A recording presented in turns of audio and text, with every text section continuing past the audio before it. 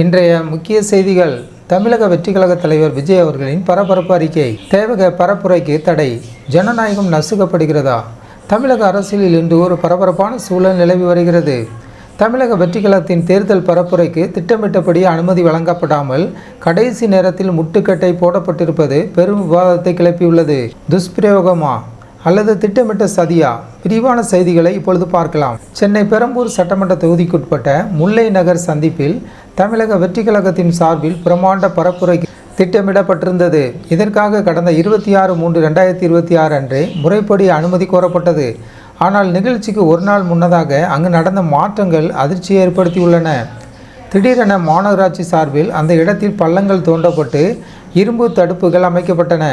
நேற்று வரை இல்லாத பள்ளம் இன்று எங்கிருந்து வந்தது என்பதுதான் தொண்டர்களின் கேள்வியாக இருக்கிறது. காவல்துறையின் ஆய்வு மற்றும் நிராகரிப்பு. இதனைத் தொடர்ந்து அங்கு ஆய்வு செய்த சென்னை மாநகர காவல்துறை அந்த இடத்தில் 3000 பேர் கூடுவதற்கு வசதி இல்லை என்றும் பாதுகாப்பு காரணங்களால் அனுமதி வழங்க முடியாது என்றும் கூறி மனுவை நிராகரித்தது.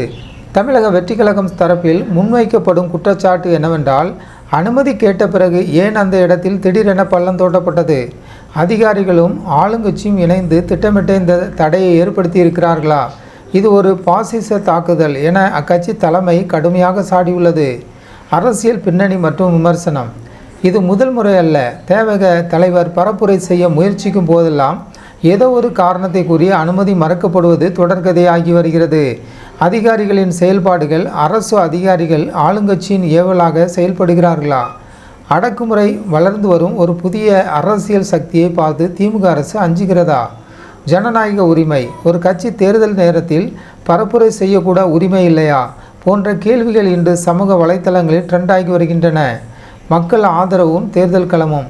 மக்களின் பேராதரவை பெற்று வரும் ஒரு கட்சியை அதிகார பலத்தால் நசுக்க நினைப்பது அப்பட்டமான அடக்குமுறை என்கிறார்கள் அரசியல் விமர்சகர்கள். எங்களுக்கு எதிராக யார் உருவெடுத்தாலும் அவர்களை ஒடுக்குவோம் என்ற திமுகவின் மனநிலை வரும் சட்டமன்ற தேர்தலில் அவர்களுக்கு பின்னடைவை ஏற்படுத்தும் என தேவக உறுதியாக கூறுகிறது. இந்த தடையை தாண்டி மக்களின் ஆதரவை தேவக எப்படி பெறப்போகிறது என்பதை பொறுத்திருந்துதான் பார்க்க வேண்டும். ஜனநாயக நாட்டில் சமமான வாய்ப்புகள் வழங்கப்பட வேண்டும் என்பதே அனைவரையும் எதிர்பார்ப்பு. இந்த விவகாரத்தை பற்றி நீங்கள் என்ன நினைக்கிறீர்கள்? இது திட்டமிட்ட சதியா அல்லது பாதுகாப்பு நடவடிக்கையா? உங்கள் கருத்துக்களை கீழே உள்ள கமெண்ட் பாக்ஸில் பதிவு செய்யுங்கள். மேலும் இதுபோன்ற உடனுக்குடன் செய்திகளை தெரிந்து கொள்ள நமது ஜனநாயகம் டிவி சேனலை சப்ஸ்கிரைப் செய்யுங்கள்.